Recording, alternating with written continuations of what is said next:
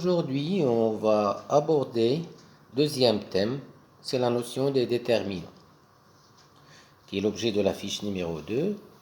Et spécialement, je vais donner le corrigé de l'exercice 1 qui contient plusieurs exemples. Pour que le corrigé soit bénéfique et pour situer le problème, je vais essayer de rappeler les déterminants d'ordre 2, d'ordre 3, la définition d'un déterminant d'ordre n en général, et les propriétés des déterminants, et après le calcul direct des déterminants d'une matrice d'ordre n. Donc on va commencer de rappeler le déterminant d'ordre 2. Pour une matrice ACBD, le déterminant c'est AD moins BC.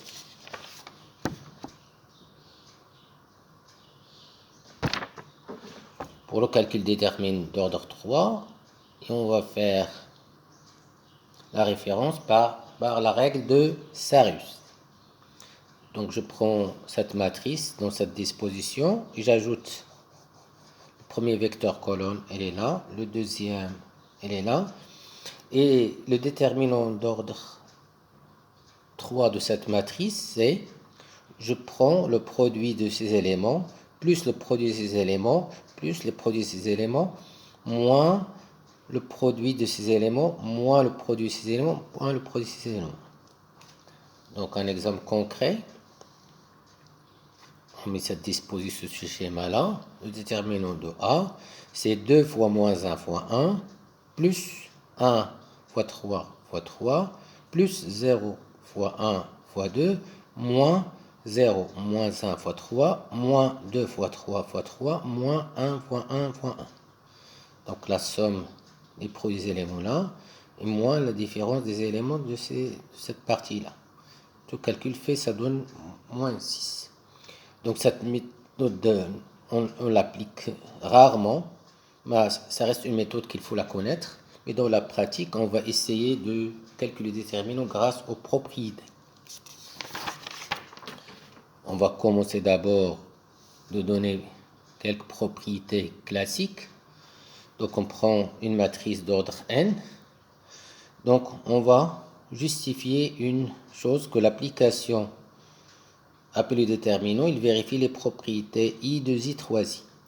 Que le déterminant est linéaire par rapport à chaque vecteur colonne, les autres vecteurs étant fixes. Par exemple, si je prends la première colonne C1 et je fixe C2, C3, Cn, qu'il y a la linéarité par rapport au vecteur colonne. C'est-à-dire que le déterminant, par exemple, de C1 plus C1' et C2, Cn, c'est le déterminant de C1, C2, Cn, plus le déterminant de C1', C2, Cn. C'est une matrice A à deux colonnes identiques, alors le déterminant est nul.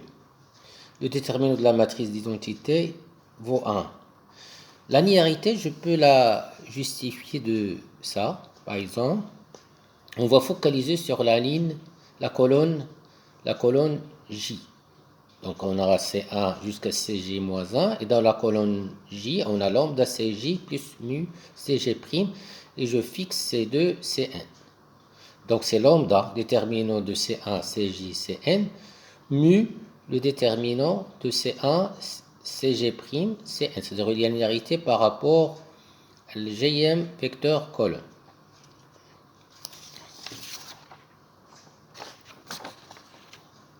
On donne un exemple. Par exemple, on va justifier la linéarité par rapport au vecteur colonne qui se situe à la deuxième position. C'est 5 fois le vecteur 1, moins 2 et 5. Je fais sortir lambda fois le déterminant. C'est concernant la multiplication externe. Concernant l'addition, par exemple, le troisième vecteur colonne, je garde C1, C2. Comme c'est linéaire par rapport à chaque vecteur colonne par C3, je vais séparer, donc c'est 4, 3, 10 et 3, le moins ici, donc il y a linéarité par rapport, voilà, C3 plus C3'. Propriété des déterminants, donc on va prendre A, une matrice ayant les colonnes C1, C2, Cn. On note A', c'est la matrice obtenue par les modifications élémentaires qu'on va effectuer c'est une matrice extraite de A et qu'il y a des modifications. Par exemple, la première modification au niveau A', on remplace C1 par lambda CI. Donc le déterminant de A', c'est lambda déterminant. Donc si je multiplie une colonne par lambda, j'obtiens un déterminant, un coefficient près, lambda déterminant de A. Deuxième chose, si à la ième colonne, j'ajoute une combinaison linéaire des autres colonnes, le déterminant reste inchangé. C'est-à-dire le déterminant de A', où la colonne CI est remplacée par CI par lambda CJ, est le même que le déterminant de A.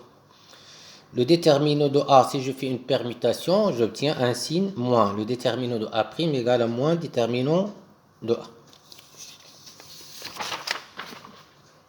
Une petite remarque. Le déterminant de A égale le déterminant du transposé. Cela justifie une conséquence immédiate. Ce qu'on a fait pour les colonnes, je peux faire pour les lignes. Ça veut dire si je multiplie une ligne par lambda, le déterminant est multiplié par lambda. Si j'ajoute une combinaison linéaire à une ligne, le déterminant ne change pas. Si je fais une permutation des lignes, le déterminant change de signe.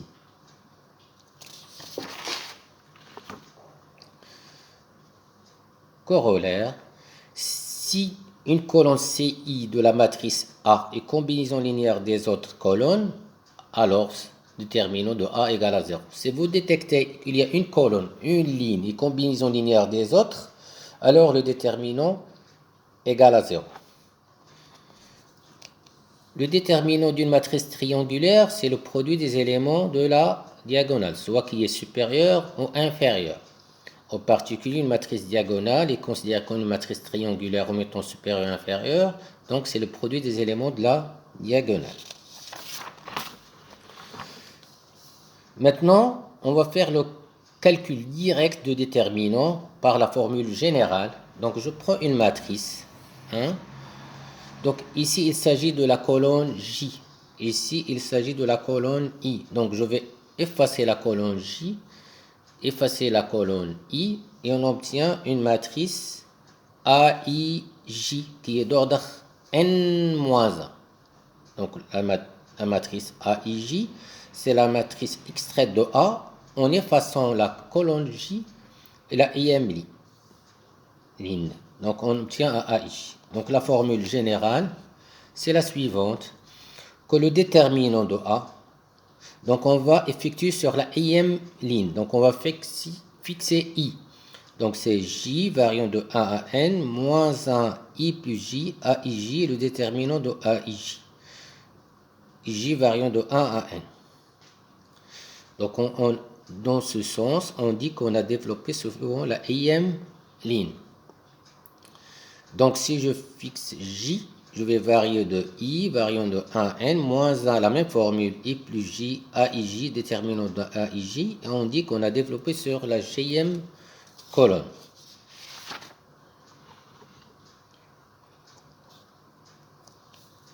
Il y a des formules. Le déterminant de AB, c'est le déterminant de A fois le déterminant de B. Et que le déterminant de A moins 1, lorsque A est inversible, c'est 1 sur le déterminant de A. Et comme application, lorsque je prends deux matrices A et B qui sont associées à la même application linéaire, ça veut dire qu'ils sont semblables, alors le déterminant de B, c'est le même que le déterminant de A. J'applique la formule. Le déterminant de B, c'est le déterminant de P moins 1 AP, c'est le déterminant de P moins 1, le déterminant de A, le déterminant de P, et le déterminant, comme le déterminant de P moins 1, je vais effacer, donc le déterminant de B égale le déterminant de A.